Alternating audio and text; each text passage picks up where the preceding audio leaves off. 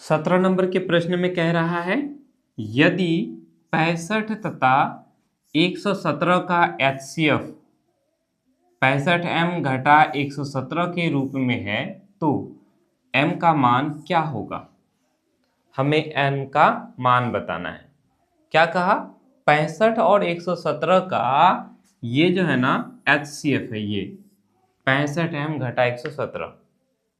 पहले तो आप ये पता करो कि 65 और 117 का मौसो क्या है। ठीक है, इन दोनों की मदद से आप तो मौसो निकाल सकते हो और उसके मौसो को आप इसके साथ बराबर कर दो, क्योंकि प्रश्न में कहा है कि इसका मौसो ये है, तो हम जो मौसो निकालेंगे वो और ये आपस में क्या हो जाएगा, बराबर हो जाएगा। अब देखो कि ये दोनों किसका पहाड़ा में कट जाएगा।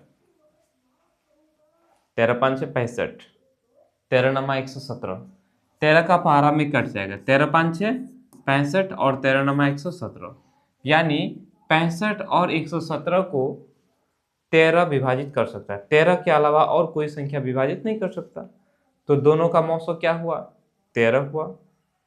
मौसो क्या होता है, वह सबसे बड़ी संख्या होती है जो दिए हुए संख्या को विभाजित करते हैं। तो इन दोनों को कौन विभाजित कर रहा है, 13। सिंपल सी बात है। ठीक है, तो इन दोनों का मौसो हमें क्या मिला, 13 मिला। फिर कह रहा है इन दोनों का मौसो कितना दिया हुआ है, 65m घटा 117 बराबर 13 हो गया। नहीं, इन दोनों का मौसो 13 है, फिर कह रहे हैं इन दोनों का मौसो इतना है, तो भाई ये और ये आपस में क्या होगा, बराबर हो जाएगा। बन तो गया 65m, नहीं 117 को हम उधर लेके चले जाएंगे, क्या घटा है उधर जाएगा तो क्या हो जाएगा, जोड़ हो जाएगा। तो 117 और 13 को जोड़ेंगे तो कितना हो जाएगा, 130 हो जाएगा।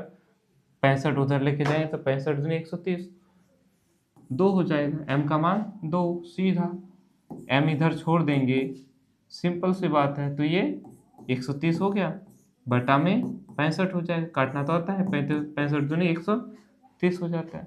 m के जगह अगर हम 2 डालेंगे तो 65 दूनी 130, 130 इधर भी 130 इधर भी।